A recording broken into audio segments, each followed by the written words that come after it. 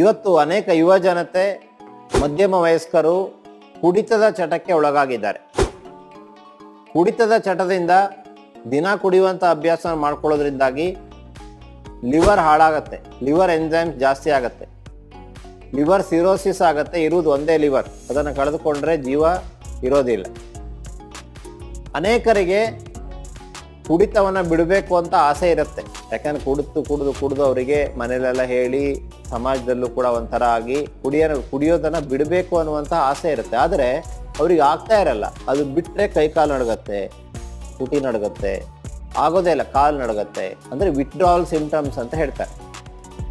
ನಾವು ನಿಸರ್ಗ ಮನೆ ವೇದ ವೆಲ್ನೆಸ್ ಸೆಂಟರ್ ಸಿರ್ಸಿಯಲ್ಲಿ ಈ ಕುಡಿತ ಚಟ ಇರುವಂಥವರಿಗೆ ಕೌನ್ಸೆಲಿಂಗ್ ಮೂಲಕ, ವಿವಿಧ ಚಿಕಿತ್ಸೆಗಳ ಮೂಲಕ, ಪ್ರಕೃತಿ ಚಿಕಿತ್ಸೆ ಹಾಗೂ ಆಯುರ್ವೇದ ಚಿಕಿತ್ಸೆಗಳ ಮೂಲಕ, ಔಷಧಿಗಳ